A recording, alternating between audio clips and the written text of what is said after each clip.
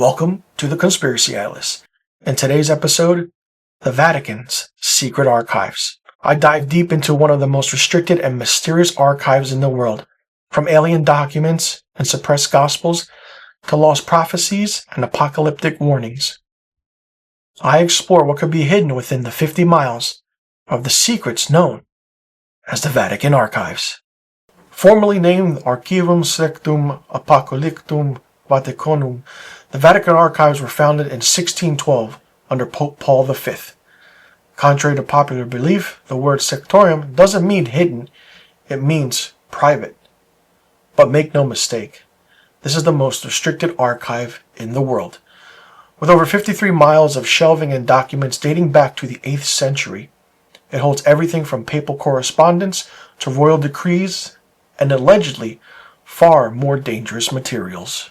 Now let's discuss what is in the Vatican Archives, or at least what they've admitted to. The first and perhaps most historical document is the excommunication letter of Martin Luther, dated 1521. Now, to understand its weight, you have to realize this wasn't just a piece of paper. It was the Church's attempt to silence a revolution. Martin Luther, a German monk, had just nailed his 95 Theses to the door of the Wittenberg Church, accusing the Catholic Church of corruption, especially in the sale of indulgences. His words didn't just echo through the streets, they shook the very foundation of religious power in Europe at that time. In response, Pope Leo X issued a papal bull titled Decet Romanum Pontificem. In it, Luther was declared a heretic and officially cast out of the Church. This document exists filed away in the Vatican Archives, a cold, precise decree that attempted to stop the Protestant Reformation dead in its tracks. But history had other plans. But why treat the words of a heretic with such reverence? Some believe it's not about preserving truth, but to control it. A reminder of the Church's power to erase or exile anyone who dares challenge its authority. But that's just the beginning, because alongside that single letter lie thousands of other documents just like it. The trial transcripts of the Knights Templar. In 2007, the Vatican made a stunning admission. After centuries of silence, it's revealed the existence of a document long thought lost to time. The Chion Parchment, or the trial transcripts of the Knights Templar. These were the warrior monks accused of heresy, blasphemy, and devil worship in the early 1300s. Once the protectors of pilgrims and the rumor keepers of the Holy Grail, they became enemies of both the crown and church. King Philip IV of France, deeply indebted to the Templars, orchestrated their downfall. On Friday the 13th, 1307, month not known or given, hundreds of knights were arrested, tortured, and interrogated, and their secrets written down and hidden away. The Vatican's Chion Parchment details those interrogations, and here is the twist. It shows that Pope Clement V secretly absolved the Templars of heresy. That's right, the Church knew they weren't guilty, but the executions continued anyway. Jacques de Molay, the last Grand Master of the Order, silenced forever. But in the shadows of the Vatican, the truth was archived and not destroyed. So why keep this a secret for over 700 years? Why the legend of heresy and devil worship survive while the truth was hidden in a scroll vault under lock and key? Some believe it was to protect the Church's authority. Others think the Templar held knowledge too dangerous to be revealed. Artifacts, relics, or the truth about Jesus himself. The fact that the Vatican finally acknowledged the transcript's existence only adds fuel to the fire. If they lied about this for centuries, what else are they hiding in that endless labyrinth of secrets? Galileo's condemnation by the Church. In 1633, one of the greatest minds in human history was dragged before a tribunal of the Roman Catholic Church. His name? Galileo Galilei, the man who dared to challenge the heavens. His crime? Proposing that the earth revolved around the sun. In a time when the Church held the universe in its hands, Galileo's defense of heliocentrism, originally proposed by Copernicus, was not seen as science, but hearsay. What followed was a chilling trial, and the transcripts, you guessed it, they're real, preserved deep within the Vatican's secret archives. These documents include Galileo's testimony, his forced confession, and the infamous verdict that found him vehemently suspect of hearsay. He was ordered to recant, his scientific writings were banned, and he was sentenced to house arrest for the rest of his life. But here's where things get even more interesting. Hidden within those same records are clues that some church officials agreed with Galileo, silently supporting his work but too afraid to speak. The transcripts reveal hesitation, internal conflict, and even correspondence suggesting that Galileo may have been a scapegoat in order to protect the church's image during a time of mounting pressure from the Reformation. So why preserve these documents in such detail? Why not destroy the evidence of a moral and intellectual failure? Some theorists believe the church feared the opposite, that one day the truth would come out and they need a paper trail, a way to control the narrative. And in 1992, over 350 years later, the Vatican finally admitted Galileo was right. The Vatican kept the truth locked away, not because they didn't believe it, but because the truth threatened something far more fragile than faith: power. The Roman Empire never fell. We've all heard the story. The Roman Empire collapsed in 476 AD, brought down by corruption, invasions, and decay. But what if it didn't fall at all? What if it simply changed costumes?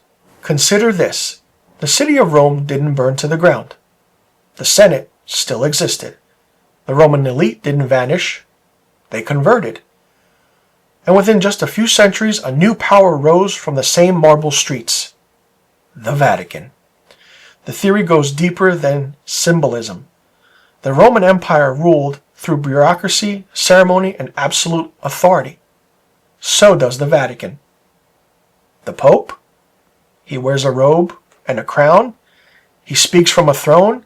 He commands global influence through tradition, law, and ritual. Swap the title emperor for pontiff, and the structure barely changes. Look at the Vatican's Latin inscriptures, its use of Roman architecture, its Senate-like College of Cardinals, and its control over law, land, and loyalty across nations. The empire didn't vanish. It was reborn as a spiritual superpower. What's even more chilling? Vatican City is the only entity in the world that fits this exact profile. A religious, political, and diplomatic microstate seated inside the very heart of the former empire, with immunity, secrecy, and its own international bank. And maybe, just maybe, that's why the Vatican's secret archives matter so much. Because if the Vatican is Rome's final form, then behind these locked doors may be the unbroken thread of imperial control, rebranded, sanctified eternalism. So the real question is, did the Roman Empire fall? Now, only a select number of vetted scholars are allowed access. They do have a list. You must be an accredited researcher, apply in writing with a clear reason, know exactly what document you want.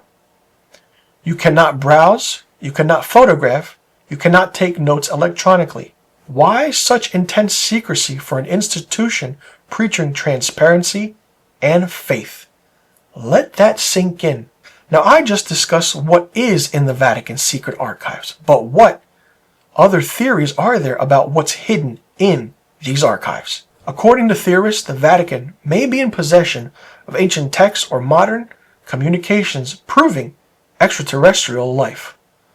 One theory suggests the Vatican has collaborated with governments on UFO recovery, especially after the Fatima apparitions of 1917, which some say were extraterrestrial encounters, not divine visions. Jesus Christ's true fate. Could the Vatican possess lost gospels or evidence stating that Jesus didn't die on the cross?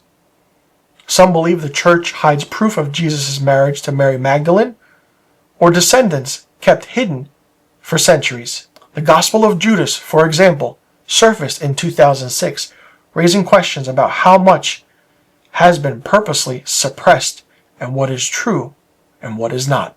Proof of pagan origins. Could the archives contain documents proving that Catholicism adapted pagan rituals, holidays, and even gods to consolidate power?